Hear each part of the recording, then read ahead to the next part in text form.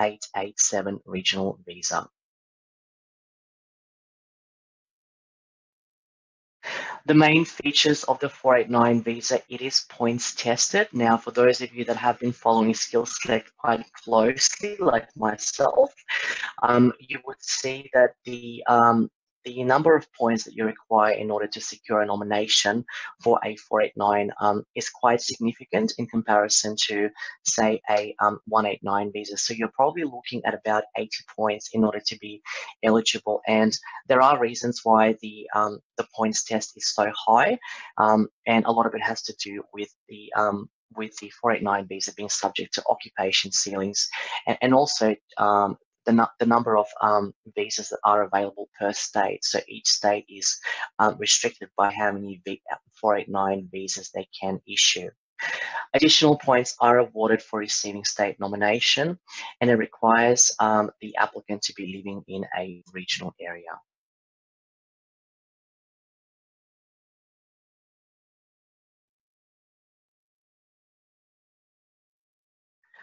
Okay, so let's have a look at our next visa that we're going to be discussing during the seminar. The next visa is the 190 state-sponsored visa. Now, the main distinction between the 190 and the 489 visa is the fact that the 190 visa is not restricted to a regional area, and it is also it is also a permanent visa, so it's not a provisional visa.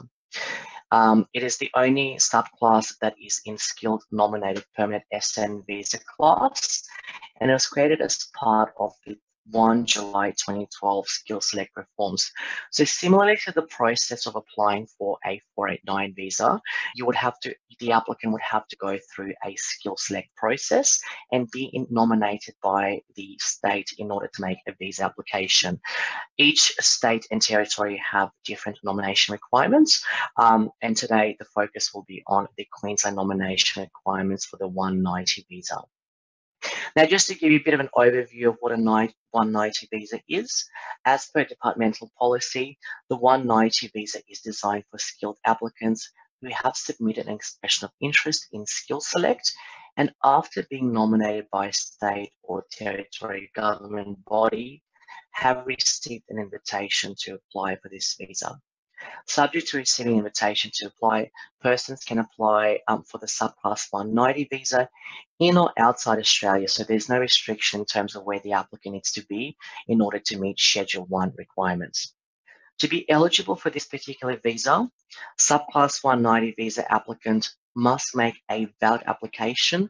This includes meeting the requirements prescribed in Schedule 1. The processing of specific general skilled migration visa applications must be subject to Section 49 order of consideration and other direction. If Section 49 direction is in place, it applies to all unfinalized applications, including applications before the direction is made. Main features of the 190 visa, it is very much a points tested visa. Family members can be included. Additional awards are awarded once we have a state or territory nomination secured. It is a permanent visa. And states and state-by-state requirements do differ, so it is important that you do contact your local state government or research the local or state government to find out what the specific requirements would be. The other thing, the other element to consider is the fact that each state has their own skilled occupation list, so therefore the grant of the 190 visa would be subject to occupations that are available on the particular skilled occupation list for that state. And again, just to remind everyone today, we are going to be talking about the Queensland criteria for both 489 and the 190 visa.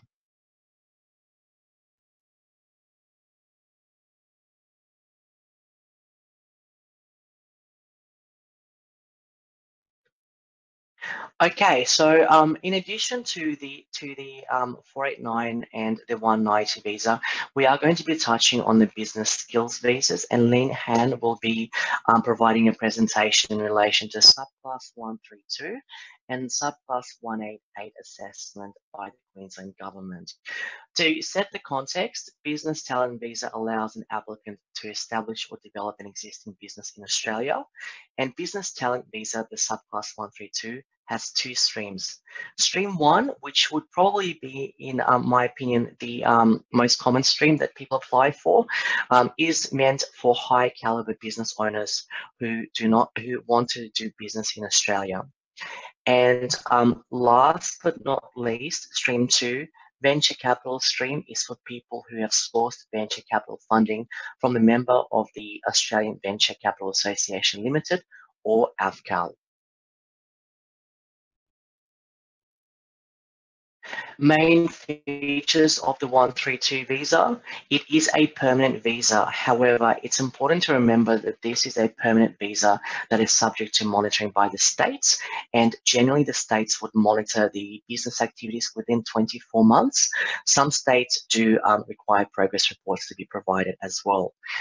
It is also subject to monitoring by Home Affairs.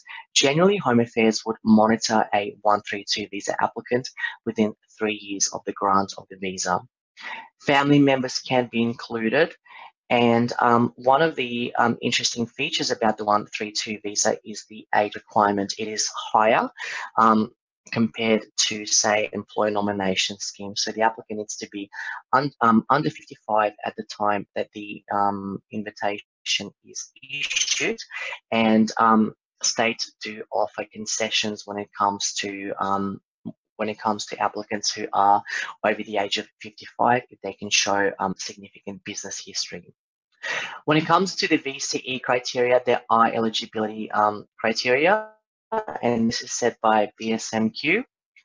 So the additional criteria: to seek a Queensland state nomination through this visa stream, your client must demonstrate net assets of at least 200,000 to be transferred to Queensland for settlement costs, and demonstrate a commitment to Queensland with an intention to reside and invest in Queensland.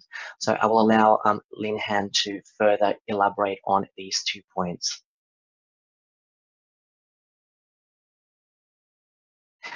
Complying with investments and business proposals. Complying investment or business proposals may carry a risk, and it is the applicant's responsibility to evaluate or determine the merit, viability, and risk of the proposed investment or business, and to verify the reliability, accuracy, and completeness of the information gathered. By granting the nomination, the State of Queensland makes no endorsement or representation regarding the business proposal or complying investments, viability or otherwise proposed business or complying investments, the origins, validity, accuracy, and completeness, as well as reliability of any state information or business proposal. So last but not least, the visa that we're going to also be covering today is subclass 188, Business Innovation and Investment Visa. Now, with Business Innovation and Investment Visa, it essentially has 4 main streams, being business innovation, investor, significant investor, the PIV, and entrepreneur. And in addition to that, there are 2 substreams which allow extension of the significant investor stream, as well as business innovation stream.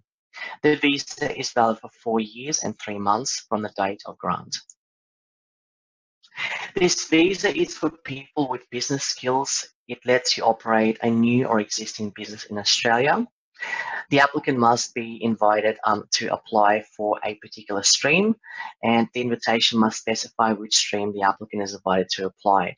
So therefore, if you do receive an invitation for a 188A, you would need to apply for a subclass 188 visa, Business Innovation. The age of the applicant is measured at the date of invitation.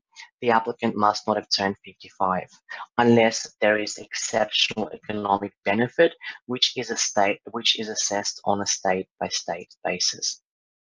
Subclass 188B, Investor Stream. This visa allows you to own and manage a business in Australia, conduct activities and investment activity in Australia, or undertake entrepreneurial activity in Australia. The 3 eligible requirements for the investor stream are as follows. The applicant must have held a total of 3 years of direct employment in managing 1 or more qualifying business or eligible investments. Clause 188245 requires that the applicant and their spouse or de facto partner have net assets of at least 2.25 million, and these assets are included but not limited to eligible investment. And last but not least, the final clause requires the applicant to have direct involvement in managing eligible investments. 188C, under clause 181251, the applicant must be a person who is invited to apply for a 188 visa under the significant investor stream. Australia is a responsible agency for design and complying significant investment policy. Investments must be provided by the Australian Financial Services and must be independent of the applicant or their spouse. Investments are permitted through a complying fund of funds or investment-directed portfolio. Now, the PIV, a visa that doesn't come up that often, nonetheless, it is still part of the 188 program. So perhaps Lynn Han would be able to share how many PIV requests Queensland receives during their part of the presentation. PIV program aims to attract a small number of individuals with at least $15 million to invest. So that's correct. I'm saying $15 million to invest, who can translate that investment into their skills and talents into areas which can deliver long-term economic benefit to Australia. The Australian government will be highly selective in determining who is offered PIV, and has determined that Austrade is the appropriate agency to manage the process of identifying and targeting and attracting potential nominees. Austrade will apply its own criteria to invite individuals for PIV. However, it will consider referrals from state and territory governments for consideration. And last but not least, subclass 188E. This particular visa is where the applicant must apply in writing for the 188 visa in the entrepreneur stream.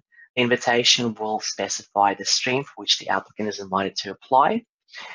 In terms of the age requirement, at the time of invitation, the applicant must not have turned 55. It is irrelevant whether the applicant turns 55 during the invitation round.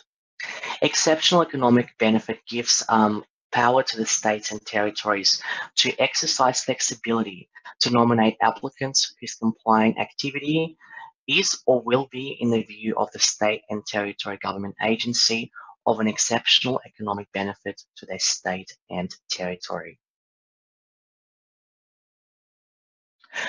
Okay, so what I'm going to do now is I will, if you allow me just 1 minute to transition my slides, I'm going to hand over to Marnie Richardson, who's going to be discussing the criteria on 489 and the 190 visa, which will be followed by a presentation by Lynn Han, who is the Principal Project Officer from the Business Skilled Migration Queensland team, who will be discussing the 132 and the 188 visas. So just bear with us, we won't be too long.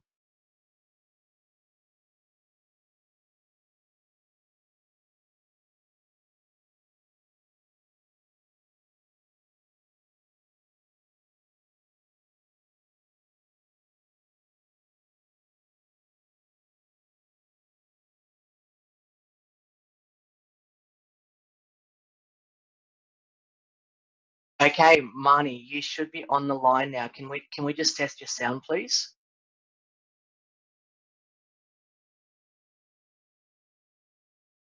Okay, you might just want to unmute your audio and also your video if possible, just so we can get the sound working.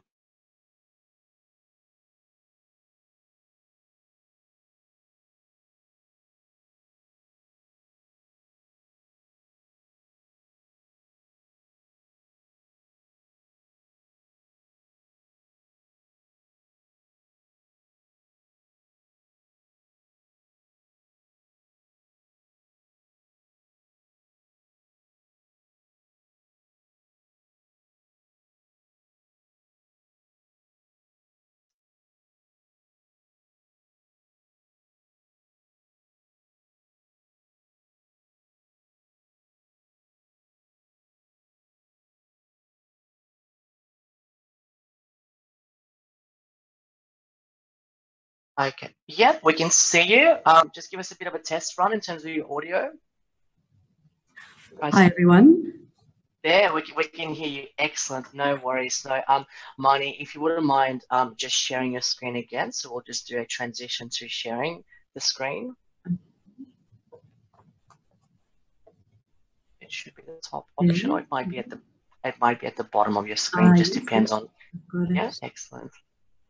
And it will ask whether you want to cut off my share. You can just click yes on that. Excellent. Very good. There we go. We can see your presentation. So if you wouldn't mind just making that into a full screen. Excellent. We're good to go. Thank you very much, Marnie. Over to you. Thank you very much, Ross.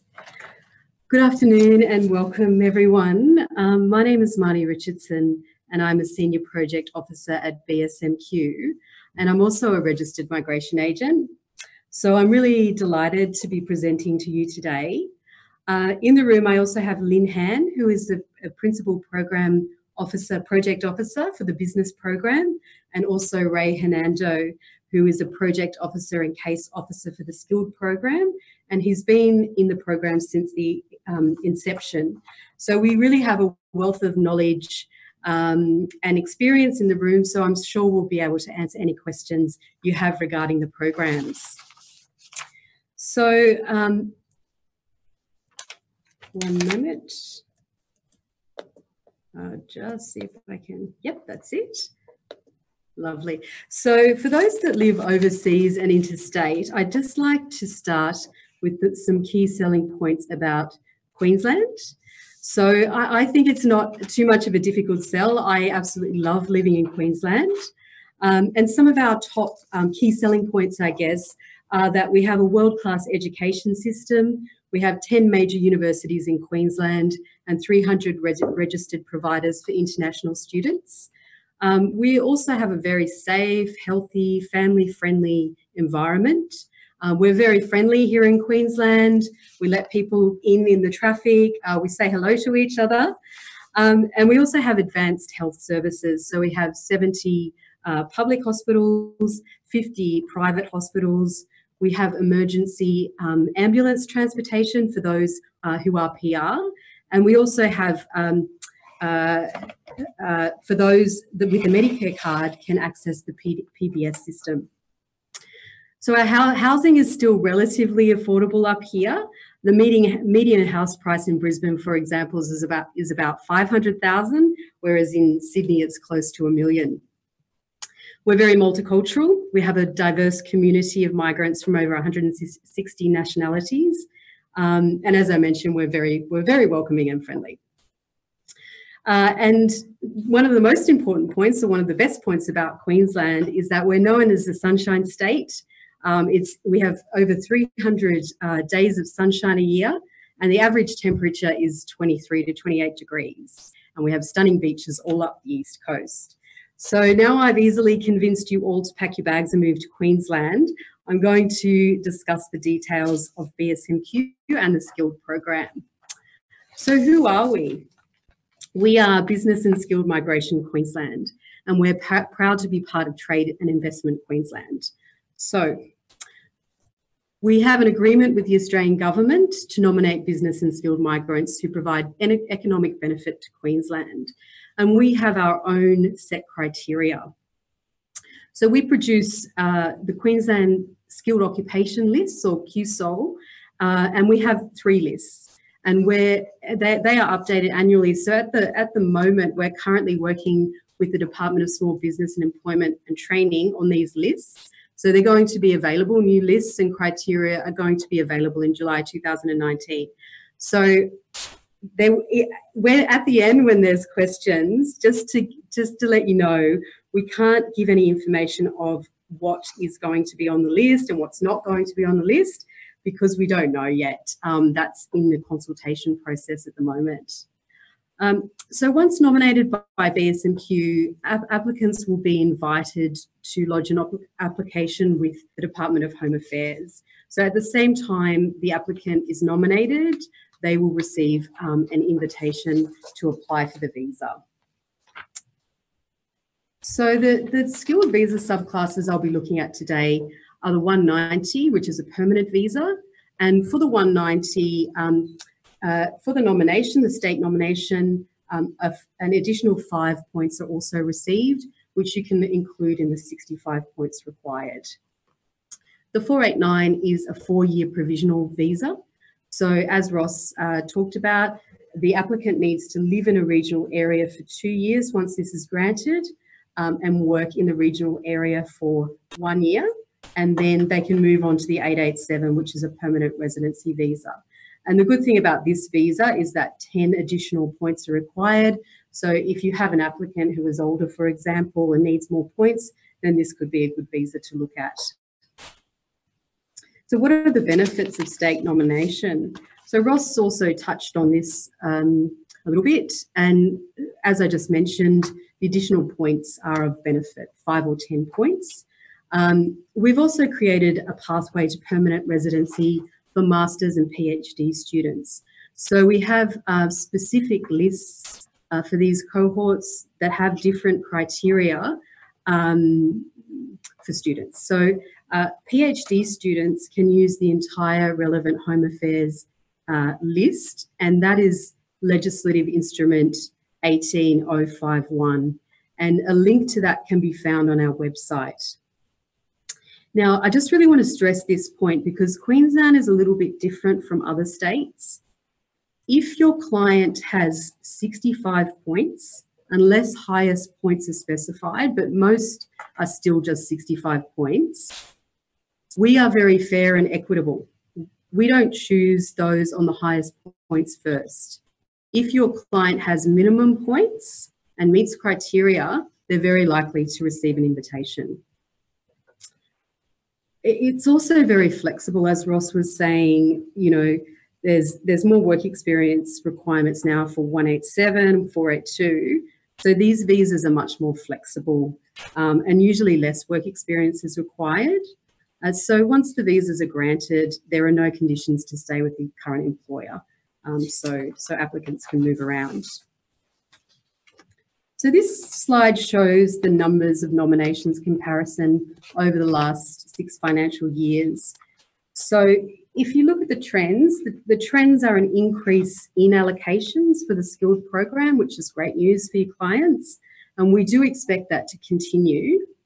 And there's also a trend, there's an increase of 489 visas. So you can see in financial year 2017-18, we nominated 320 applicants on the 489, and this financial year it's actually been 492. So this is due to a concerted effort on our behalf to make more occupations available on these lists, and this trend we also expect to continue. Okay, so this slide shows the breakdown of countries applicants migrated from. So the top nationality is India at 26%, followed by China, followed by the United Kingdom, Iran, and Nepal. And these were the top occupations in the last financial year, so 2018-19. So this was heavily dominated by nurses, engineers, and accountants. So the top 5 occupations were registered nurse, aged care, accountant general, civil engineer, mechanical engineer, and engineering technologist, and the rest are listed here. Okay, so let's move on to the key steps in applying for Queensland state nomination. So step 1 is, of course, you need to review the Department of Home Affairs eligibility criteria and conditions, and then review our criteria to make sure you know, that your client is eligible. Now, step 3 is very, very important, and case officers really wanted me to stress this point. This is the point that you should be preparing the documents, not when you receive the invitation, because you only have 14 days to provide the documents. So just make sure that you're ready and you have all the documents in place. The next step is then submitting an EOI on Skill Select. Your client will need to have a minimum of 65 points, and please choose Queensland as your preferred state. Again, this is a really important point because if you or your client chooses any or multiple, so Queensland and New South Wales, for example, it's very likely that we won't pick it up. We just want people that want to be in Queensland, love Queensland.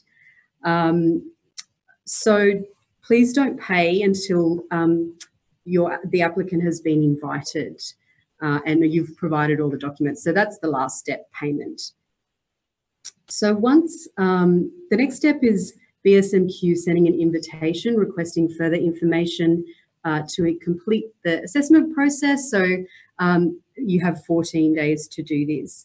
Now, another thing that case officers wanted me to let you all know is that if we reject a document, then some agents believe they have another 14 days to provide the documents. We want you to get the documents back as soon as possible.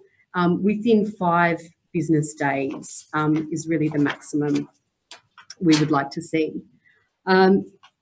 After you submit the documents through the online portal and pay the fee, then you'll receive our nomination letter and also an invitation from Home Affairs to lodge a visa application, and you have 60 days to do this. Okay, so what is our general criteria? You need to have an occupation on the relevant QSOL, on the list, our list. And we've got 3 lists. We've got the working in Queensland list, we've got the offshore list, and we've got the postgrad alumni list. You also need to meet any specialisations, or your client needs to meet any specialisations, conditions or skill sets. So there might be some additional requirements we have on an occupation. For example, if on the last list, a business analyst needed to have 5 years work experience and also 80 points. Everyone needs to have a positive skills assessment, and there may also be licensing and registration requirements, for example, for offshore engineers. People need to commit to staying and living and working in Queensland for 2 years minimum, and they also need to meet the work experience requirements and have sufficient funds to settle in Queensland. And sufficient funds really vary based on whether the applicant is onshore or offshore and the number of dependents an applicant has. So what are the work experience requirements?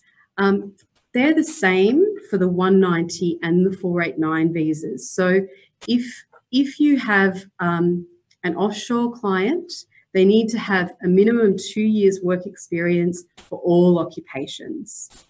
If they're onshore, and this is the working in Queensland list, by the way, if they're onshore, they need to have a minimum of 6 months work experience, and that is full-time work experience, and they need to have a minimum 12 months job offer. And that's the same for the 190 and the 489, but for the 489, it needs to be in a regional area. Okay, so what are the specific requirements for the Masters alumni students? Of course, they need 65 points, but this point is very important. They need to have completed 100% of a master's degree in a Queensland university within Queensland within the last 2 years. So we have had a client, or we've had a few different applicants that studied at CQU in Melbourne.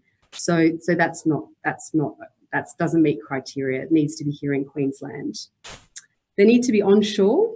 They need to have an occupation on the master's list, positive skills assessment.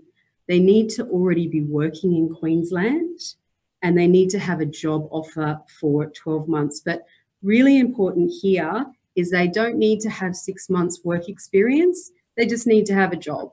So if they've been working for 2 weeks and they have a job offer for 1 year, that's absolutely fine. They also need to meet the financial requirements. So the PhD alumni requirements, again, they need to have completed 100% of the PhD at a Queensland institution in Queensland and also have graduated in the last 2 years. The occupation list is quite extensive, and you just have a look, as I mentioned before, at that legislative instrument 18051. They also need to have a positive skills assessment, show the commitment to the state of 2 years, financial requirements, but a really important thing to note is that There's no work experience that's required apart from what will be required for the skills assessment. And they don't need to have a job. They don't need to have a job offer. So that's really positive for PhD students.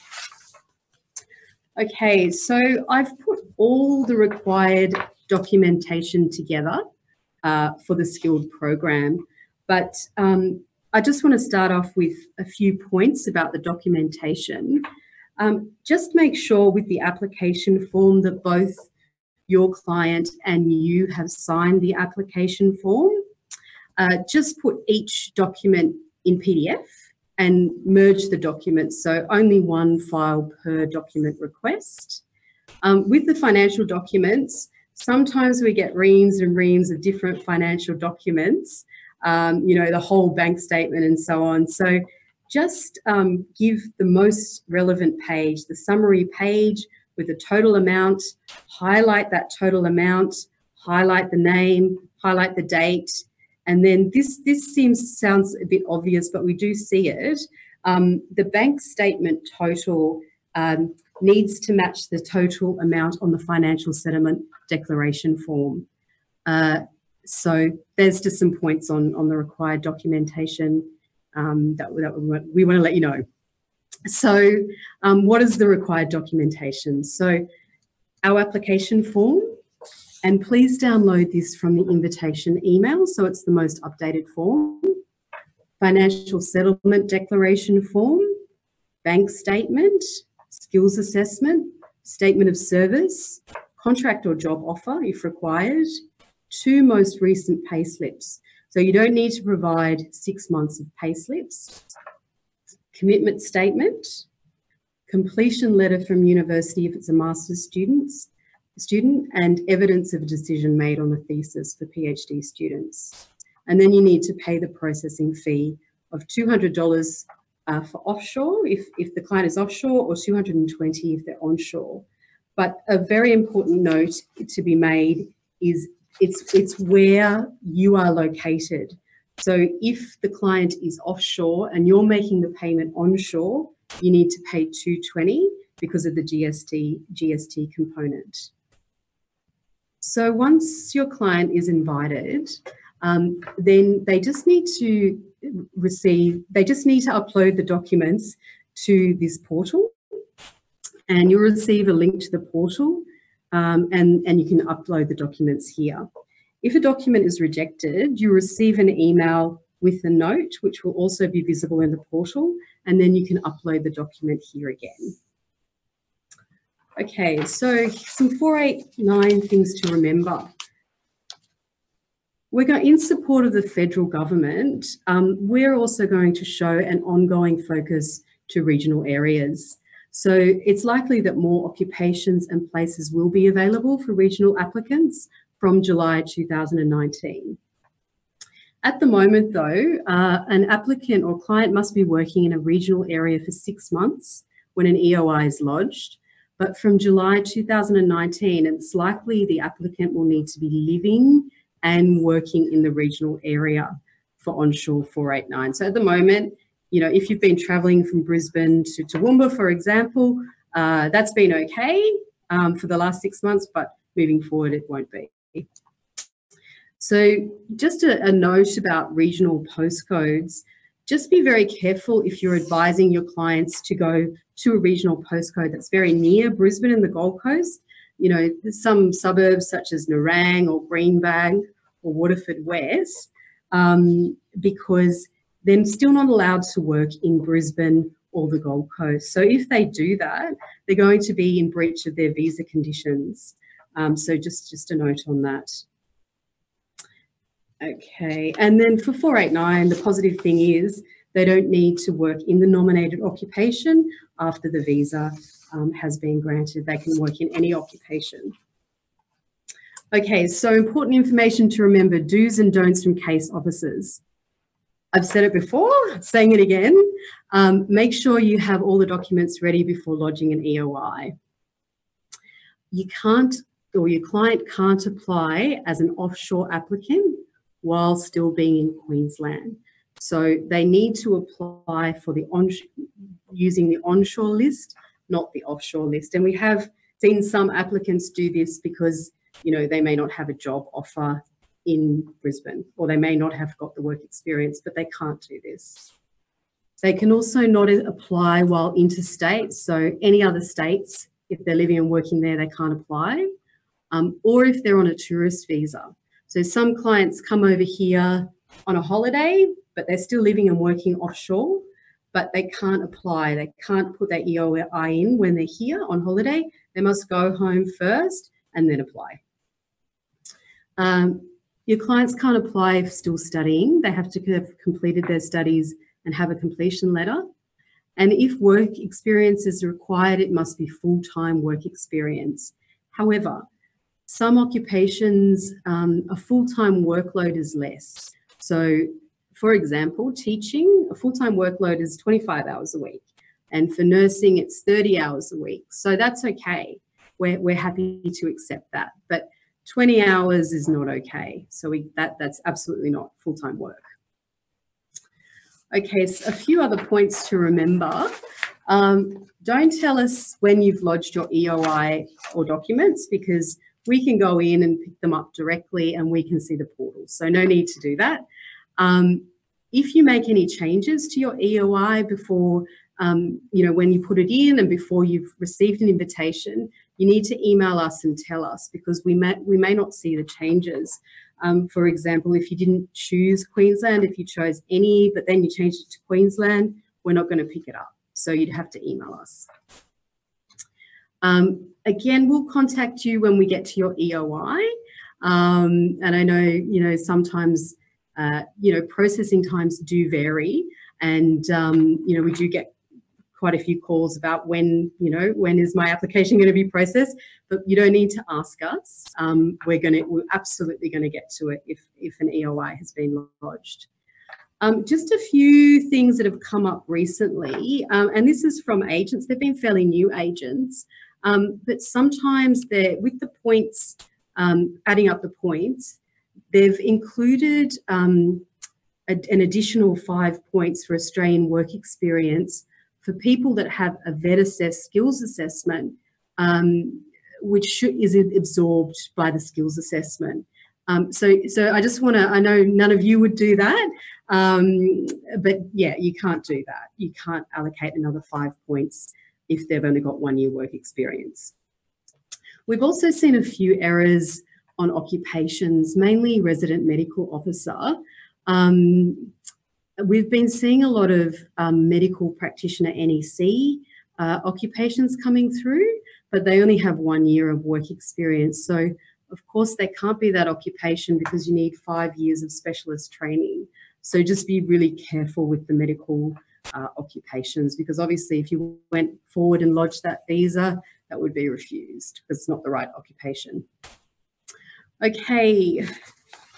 So finally, I would like to review some commonly rejected documents and how to ensure they're done right the first time. So a commitment statement is commonly rejected. And basically, you just need to focus or tell your client to research where they want to live and make it personal. So sometimes we get, you know, applications or commitment statements saying, you know, the wonderful beach in Toowoomba or the wonderful beach in Brisbane, and, you know, there's no beaches there. So just make sure that they do the research, and then they do make it personal. So if they're unsure, you know, tell us about your life in Queensland, including work, study, community involvement, future plans, family, and so on. And then if offshore, you know, tell us about why you've specifically chosen the town and why it appeals to you. So what we don't want to see is, you know, copy and paste from a website, from other applications, you know, quoting statistics. We know the statistics. We know that there's 300 days of sunshine in Queensland. So that's okay. We know. We don't need to hear that. Now, with the contracts and job offers, I mean, it just needs to be an official contract. So, you know, everything that is in an official contract, which is listed here, should be there. But the most important thing is that it must show the length of the offer. It needs to be a job offer for a minimum of 1 year. and it needs to be ongoing and permanent, an ongoing and permanent position. And we will check to see if it is a legitimate offer, because sometimes, you know, it's not. So, of course, again, you wouldn't do that, but yeah, we do check. Okay, so finally, for statement of service, this is just a short document, but it's a separate letter. It's not a contract, it's not a job offer. And what we want to see in this is the occupation title, the dates of employment, just to see if you meet our requirements, the day, month, year, from and to, the total length of employment, what hours you work per week, full-time, part-time, casual. And if you're working for a labour hire company, your statement of service must come from the company you're based within, not the company that's paying you. And I've just written a blog on the statement of service that's been released in the newsletter. So if you want to get some more details, there's not many more than that, but you can go in and have a look at that blog. Okay, so that's it from me. Thank you very much for listening. I will now hand over to Lynn Han to speak on the business program, and very happy to answer the questions at the end. Thank you so much.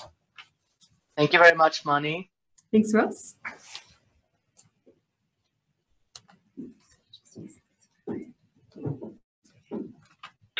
Hello, everyone. My name is Lynn Han. I'm working for the BSMQ for 15 years, and I'm mainly dealing with the business and skill migration, business migration application process.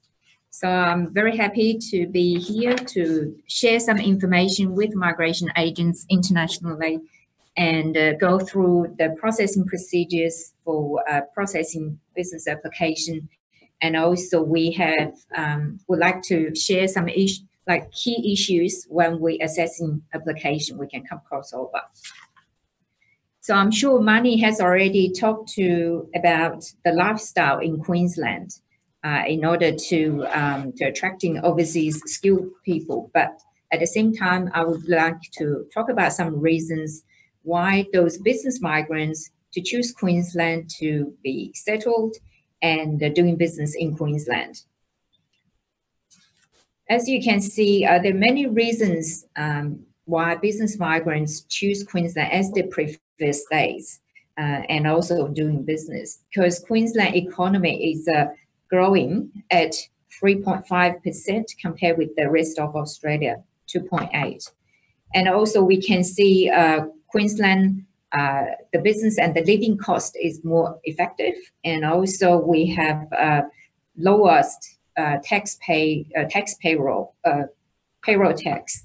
And we have affordable house pricing, which can reduce the cost of when you set up a business in Queensland.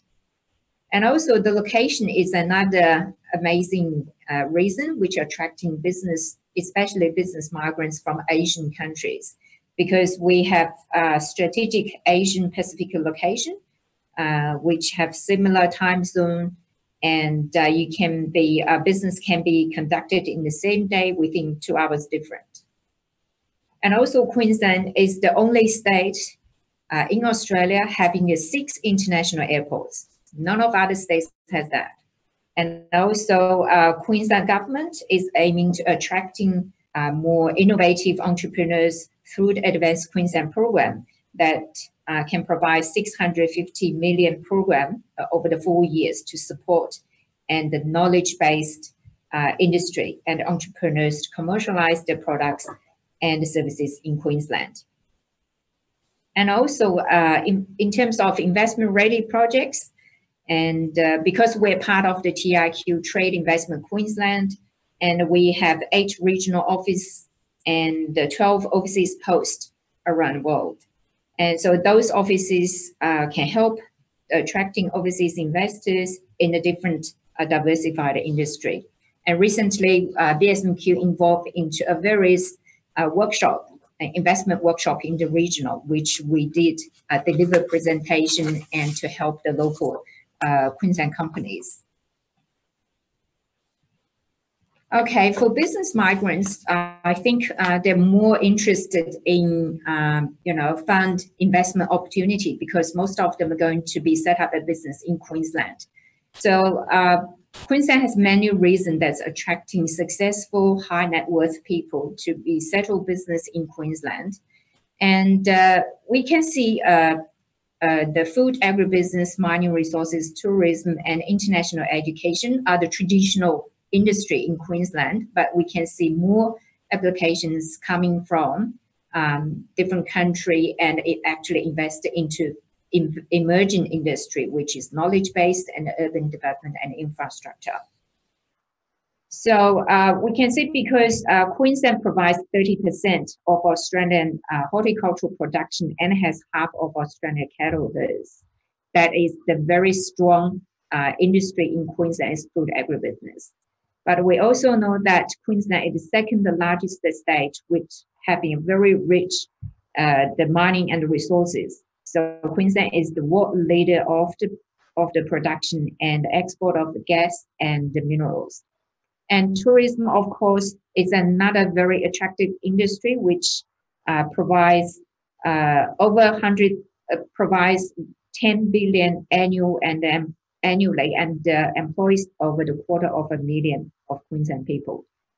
So for international education, as Mani said, we have 10 universities, which having over 100,000 international students. And also for the knowledge-based industry, we have Advanced Queensland program, and also we have a Gold Coast Knowledge and Health Precinct that is being under development. Now let's move on to talk about what's the BSMQ business migration processing and some of the benefits, why they need a state nomination, the benefit for the state nomination. As you can see, BSMQ, we involve working together with immigration involved into providing nomination to the business visa, two business visa categories. One is 132 business talent visa, and also 188 business innovation investment visa category. And the Queensland government nominates business migrants as they provide economic benefit to the state. They support foreign direct investment, industry development and growth, and also they creating jobs. And also encourage innovation and competitiveness and provide access to the global supply chain. So I'll just give you a bit of overview of each of the visa categories. Each of the state government have different criteria in addition to the immigration eligibility criteria. So all the potential business migrants, they have to meet immigration eligibility criteria first. Then in addition, they have to look at each of the state government criteria. So Queensland, we set up our own criteria in order to attract the bright and the best kind. In here, when we're talking about 132 business talents visa, there are two different streams, you can say, but I will be talking specifically about significant business history stream, which is targeting high successful business caliber people. In here, you can say it's pretty straightforward for the Queensland state nomination criteria, as long as you can demonstrate you have 1.5 million assets to be able to transfer to Queensland, and within that, you have invested at least 1 million into a business, existing or new business, and the rest of them can be used for the settlement. I won't go through the detail for the 132 VCE. That's another stream under 132 business talent visa, because there are some issues in processing that application, and actually there are not many applications coming through in terms of state nomination and visa processing in federal government. But if you have a qualified, you think meets all the immigration criteria, you have a qualified business potential applicants, you can always contact the BSMQ. So we can go to discuss case by case. For the business innovation and investment program is a 4-year program, and there are 5 different streams underneath.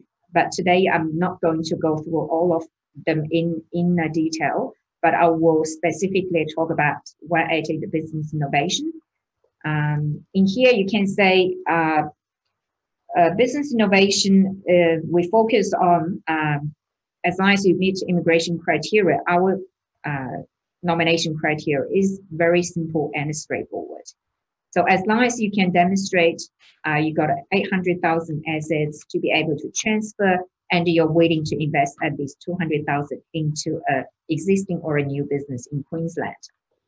You have already probably aware of, we have a specific paragraph put up on our website as a kind of statement, and say Queensland state government will restrict some of the small business, which is entry level franchise cafe, small retail, and the real estate business are not accepted for Queensland state nomination, only if your business located in the regional.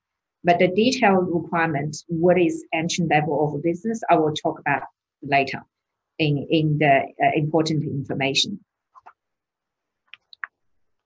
So for the 188 business innovation investor visa, we call 188B investor visa, is very straightforward visa application. As long as you meet immigration criteria for the Queensland state nomination, we don't have any additional criteria in above.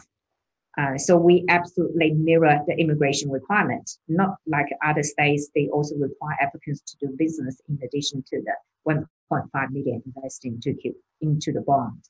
So as long as you meet immigration criteria, you meet our criteria for the nomination. For the 188C, we talk about significant investor visa stream.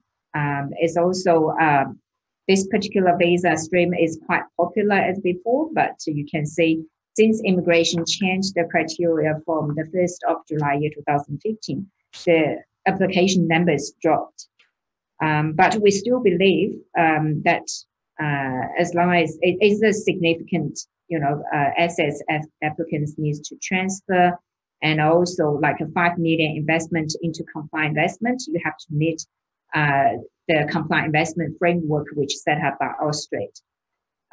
For this particular visa, Queensland have additional requirements in addition to immigration requirement. You can see that we require applicants to demonstrate they have additional commitment to Queensland.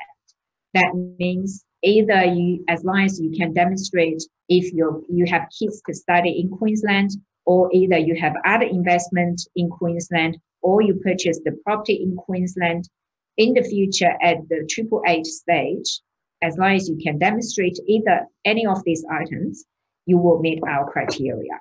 So of course, you have to continue hold on this 5 million investment into Austrade, the compliant framework.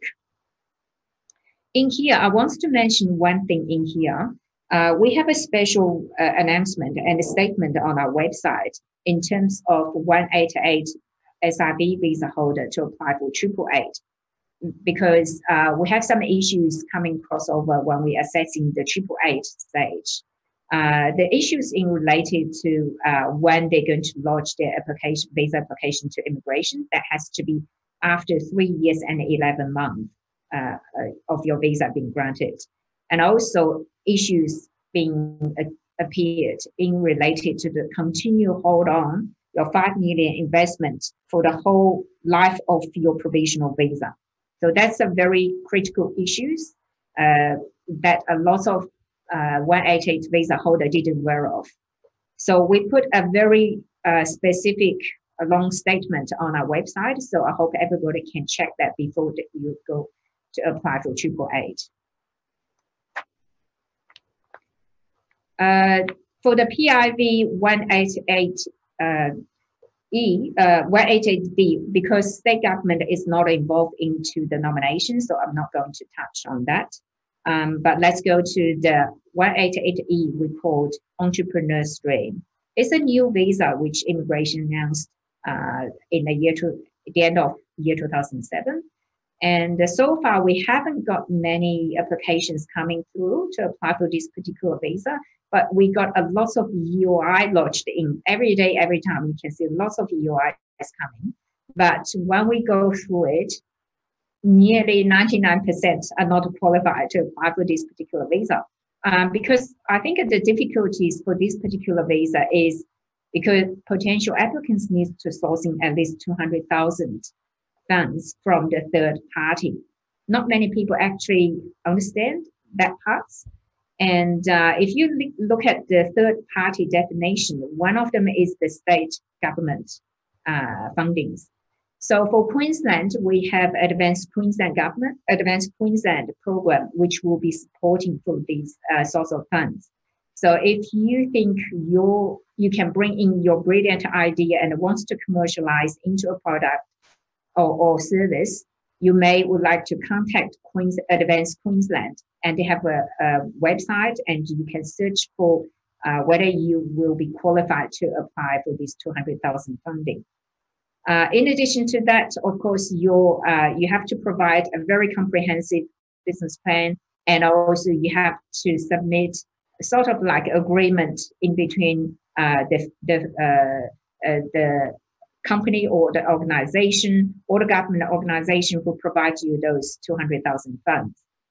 And also your activity has to be filled into immigration requirement as demonstrate an entrepreneur activities leading to the commercialization and the development of a business. Of course, Queensland BSMQ also require you to have sufficient funds for your settle.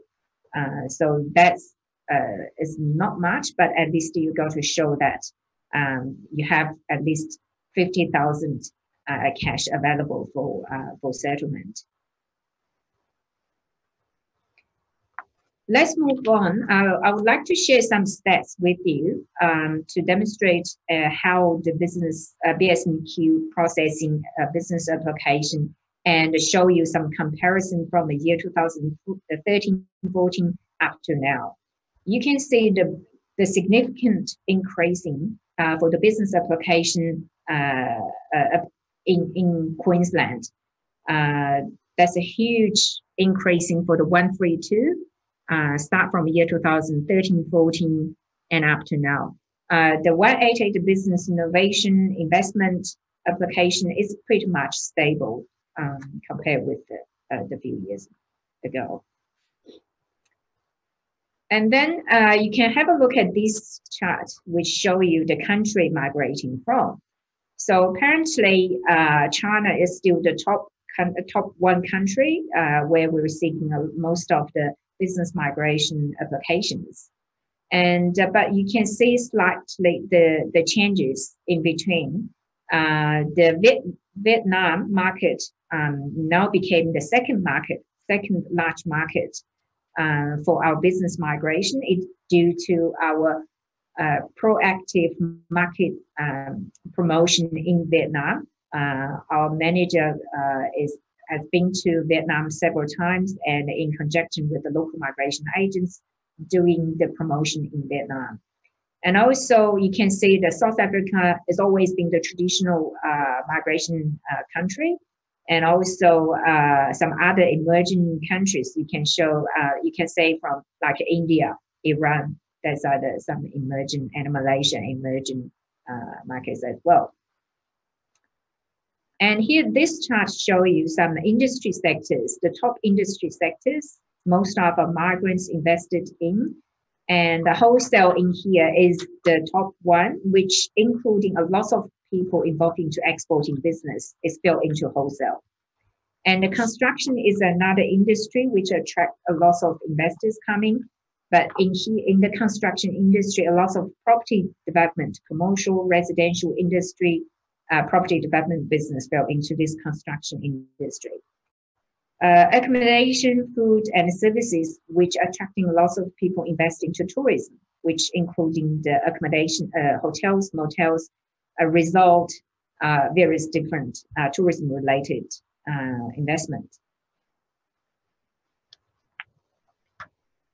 Now, I would like to move on to the business application processing. Mani has talked about the step-by-step how you lodge your expression of interest and how BSMQ process your application. For business application, it's almost the similar as skilled. We are different with most of other states. The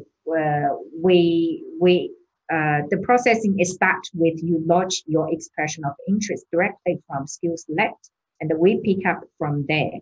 But most of other states, you have to lodge your application first, once you're qualified, they will invite you to lodge UI. So we are different with most of the other states. But if you follow up this step by step, and you will clearly understand what our processing procedures. In here, I would like to say one thing is the time frame, because time frame of a processing application. Most of the time, people always ask, what's your time frame to complete a processing?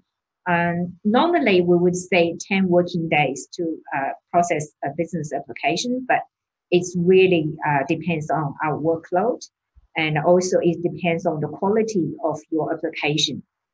Sometimes your application missing here piece and there, and then we will go back and request more information, so that will take a longer time to finalize one application.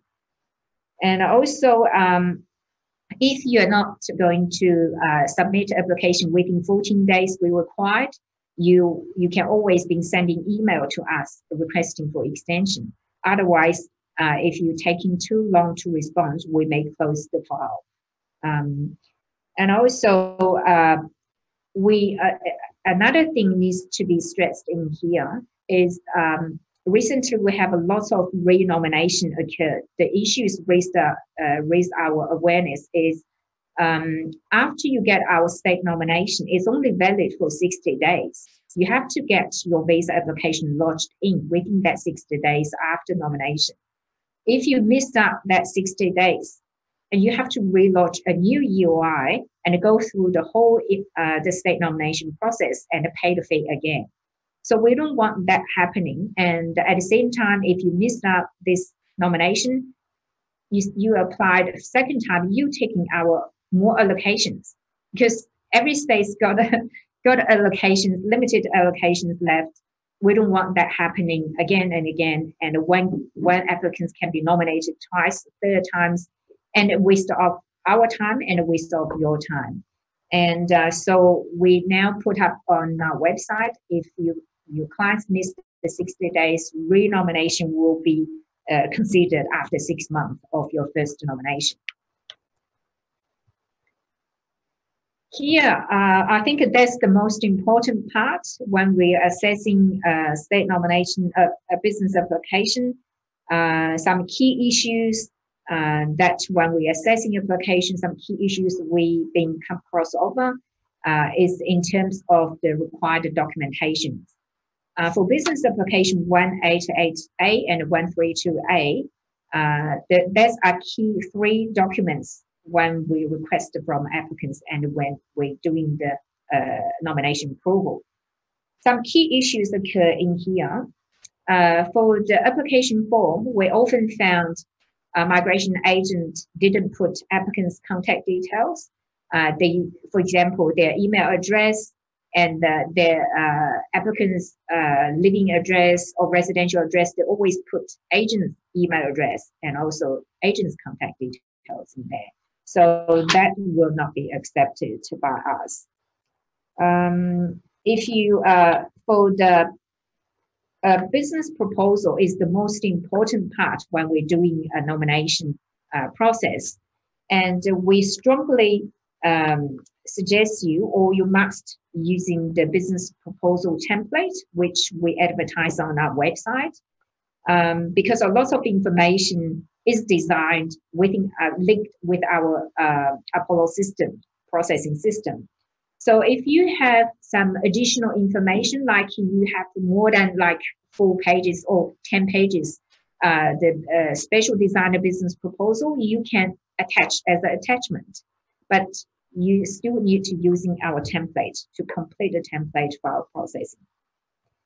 And the second thing for the business proposal, we found a lot of people didn't do their comprehensive market research before launch application. So we can see a lot of things happening on the market research part because you can easily identify through the market research, some proposed business is not realistic. For example, we have some clients put up into their proposal to say, I'm going to purchase a cotton farm within 30 kilometers away from Brisbane City.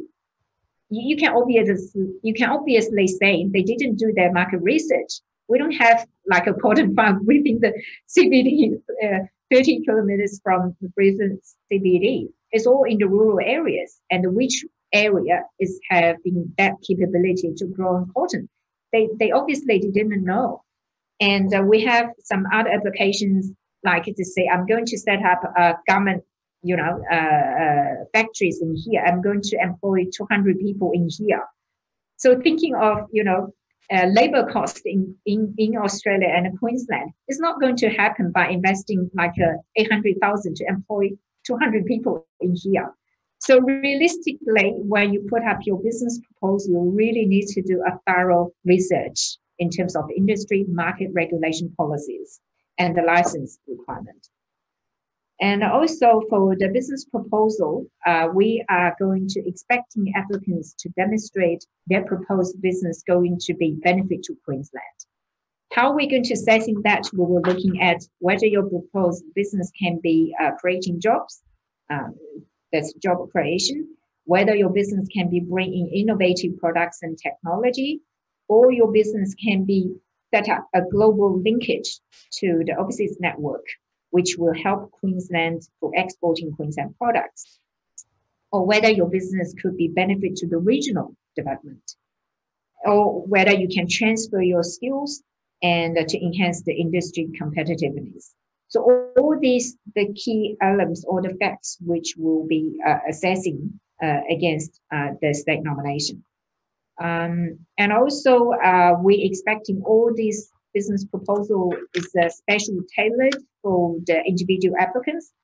We don't want to see some agents keep and copy and paste one business proposal and copy and paste to another's. Sometimes we can find several business proposals are all looks the same, and even sometimes they forgot to change the state and say this application whole thing, a business proposal talking about applicants relocate to Queensland, but in the end you can say, I'm sure I can contribute to the Victoria's economy. So it's obviously saying that they cut and paste some other, BP and relocate to Queensland.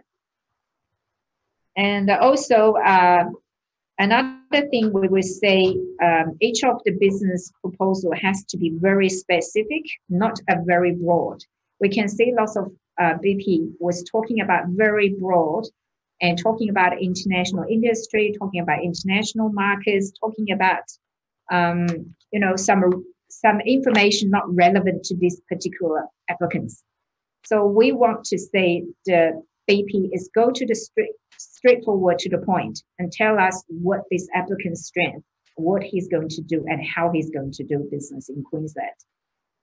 And when we're talking about, we've always been asking, what is Queensland preferred state, Queensland preferred industry or investment opportunity that my client's going to be invest? But I would say this particular question needs to be answered by the applicant. The applicant needs to demonstrate what kind of their successful business background, what kind of knowledge that can be leading towards him to identify a particular business opportunity in Queensland and how he's going to be invested in that particular business. But we can provide you some information to say if your clients is going to invest into Queensland priority industry, which we will just talk about it, like a traditional industry, mining resources, food agribusiness, tourism and education, international education and training, that could be give you more opportunity and a successful rate in investing into this related industry. But obviously, there are some more opportunities in the emerging industries, such as the health, Queensland health, medical devices, equipment, biotechnology, aged care, those emerging industries, and also like IT related. Like Queensland is very strong in new technology, software development, game solutions, like these new technologies. In terms of the specific, talking about 132, because we got so many people asking the 132 doing the property development business. I'm sure you'll be interested to know either. 1 through 2 applicant doing the property development, we have a specific designed page on our business proposal that requires individual applicants have put detailed information of their proposed either commercial, residential, or industrial property development projects. That's including like a total value and the projects and the project details, and also the applicant's individual contribution. So we will consider the property development business. We will consider the property development business application under 188A, but we would only consider 188 under the 132As. Because that's giving the nature of the property development is normally requires significant investment, long time frame, and you really need to get some turnover within a certain period. So that will be difficult to consider nomination under 188As. But for the 132, if anyone doing the property development, we're expecting they have a significant investment higher than the normal business. And also we are expecting they invest into a large scale of investment project. And also they have to demonstrate their senior management role in that particular business. And also they have to consider the time frame for the projects, because normally with the local development, they have to get a DA design and get everything's ready. It could be 2 years already.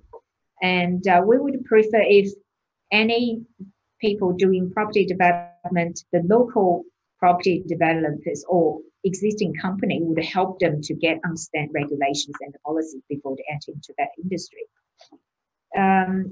So let's talk about the 188 business innovation entry level investment, because we often received inquiries and phone calls about that. What is entry level of business, which Queensland government will not consider for nomination? What we're talking about entry level is just about 200,000 investment into a small retail business or franchise or other like a takeaway shops or the exporting wines, this very small business. We normally talking about 200,000 is minimum investment, but actual investment depends on each of the business itself. For example, it can be invested in a very like even coffee shop, even cafe business. The investment can be very different. If you set up a coffee shop in the regional, 200,000 may be sufficient. But if you're going to set up a cafe in the CBD in Brisbane, that's impossible. Because if you can see, have a look at lots of cafe in the CBD area, their renting, their leasing of the venue is very high. And also they're very competitive in here, having this kind of a business. So we are talking about 200,000 is like when you get on the taxi, 200,000 is when you hop on that they start to charge 200, right? When you get off, that's the destination when you get off, how much charge for that period is your actual investment. So we're using that as an example. When you get onto the taxi and you move on, and the destination when you get off, that's the actual investment you want. So each of the business, the actual investment are all different. So in terms of a business proposal, we would like also to see applicants to describe their successful business background, which ideally they can transfer the similar knowledge and the skills transfer to Queensland. But if it's not, they doing something different with their background, they're still okay, but they have to demonstrate they got enough various different skills, backgrounds, successful backgrounds that can be transferred to manage a new business venture in here. The last for the immigration form, the 1139A form, we will require that for against all the business applications, business applications. But for Queensland state nomination, we don't require anyone to provide a supporting documents. So no supporting documents or evidence to be required, because we don't have resources to check, whether those documents are legitimate or not. So immigration will require those supporting documents or evidence against for the 1139A form. So don't send us your heaps of financials, your auditing reports. We don't require that at all. Okay, let's move on some other important information to remember, because when we doing the processing, we make sure everybody's get applications ready and to be lodged and with all the supporting document ready. A few other things we will mention in here, as you can say, the age waiver. We often get inquiry to say, oh, my client's over 55, can I get a special endorsement from Queensland for age waiver? Yes, we can do that, but we will only consider exceptional economic benefit age waiver on the 132 visa. We're not going to do for the others. And the special endorsement, exceptional economic policy required for state nomination, we're expecting applicants to invest at least $3 million into a business. That is higher than the normal 132 investment. Other thing is regards to monitoring system for the 132 visa holder. Everyone's aware of that. Immigration going to do a monitoring system for those people who issued 132 visa after 2 years, and the state government also involved. We have to provide in the comments and stamp on the form 1010 that will send to the applicants and also will send to the state government. So immigration going to check, and also state government going to check a few things to complete that nomination. We were going to check whether applicants actually transferred 1.5 million into Queensland or not, and invest into 1 million into a business. And we're going to check whether they meet immigration, the substantial ownership interest. And also their senior management decision role is very important part, which immigration put more focus to checking all the documentation and evidence. Actively operating business, not a passive investment, because we have found some people investing into purchase a block of land for 2 years and have done nothing. In that case, it's not a qualified business. And also we were checking, it's an ongoing business. It cannot be a one-stop project. So it has to be ongoing business. So we will raise everybody's awareness. There's some issues in behind. And also we are receiving a lot of change of business application. When someone, especially for the 188 business innovation, and once they allocated, settled down in here, after a few market research, they may change their idea to a new business. So in that case, they need to contact BSMQ first, send us email and requesting change of the business. We will send you a change of the business application form, and then we'll go through the process. State nomination transfer is another issue. Not many applications for transfer from Queensland out, but we receive a lot of inquiry transfer into Queensland from other states. In that case, you need to first contact your original state to get release from that original state.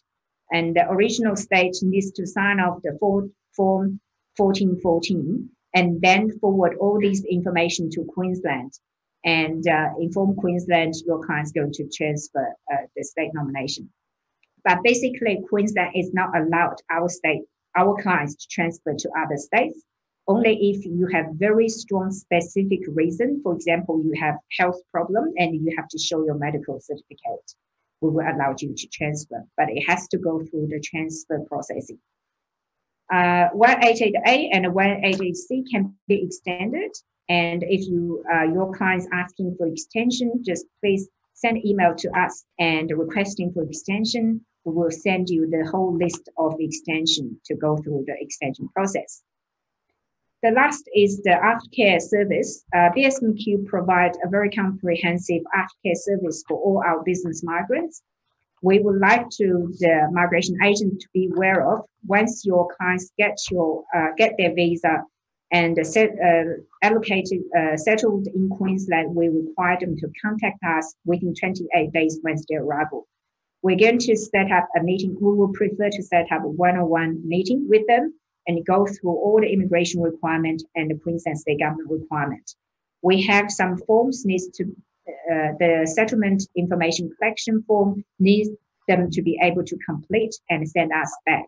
So in order we can get most updated contact details from the applicants in Queensland. And also we have a 12-month review form, which will be sent after 12 months when migrants settle in Queensland. We will track on the progress of their business. If there are any issues that occur in between, we will always be in contact with the client and make sure that they committed what they're going to do and that they're not going to something wrong and at last minute they were asking for state government to help. So as other skilled visa, Queensland government charge for the application fee and also change of the business. Also we charge fees, and the fees rate can be found from our website. Okay, I'll hand over back to Mani to talk about the BSMQ updates. If you got any issues, we always welcome you to contact us by sending email or give us a phone call. We'll always be happy to help everyone. Thank you. Thanks very much, Lynn. And thank you very much, Lynn Han, and thank you very much, Mani. It looks like we've just sort of finished on time. What we're going to do is we have copied down the questions and we've got a bit of a transcript here. So what we will do is we will have a look at the transcript and see if we can sort of divide up the questions for things that haven't been answered. But I think we were provided with an excellent summary in relation to the way the 489s and the 190s are being assessed. So thank you very much, Mani. Lynn Han, thank you very much for your valuable input in relation to the 132 and 188 visas. I think the main message here is that when it comes to assessment of states, it does vary from state to state, so there are a few intricacies here and there. So if you do have any concerns, it is the first point should be to look at the state website to see whether you can find information there, and then the second point would be to contact the relevant state to get the information that you require. Okay, excellent. Well, we will leave it there. Thank you very much, everyone. And we will send you a copy of the PowerPoint slides very, very shortly. Thank you. Have a wonderful afternoon. And again, thank you to our co-presenters. Thank you. Would you like us to answer any questions or? What we will do, Mani, is we will send across the transcript, and if you are able to provide answers to any of the questions, no problem. We will distribute that across for you. Okay. So we will do that. Okay. Thank you so much. Great. Thank you very much. See you later. Right. Have a good afternoon. Thank you. Thank you. Bye bye.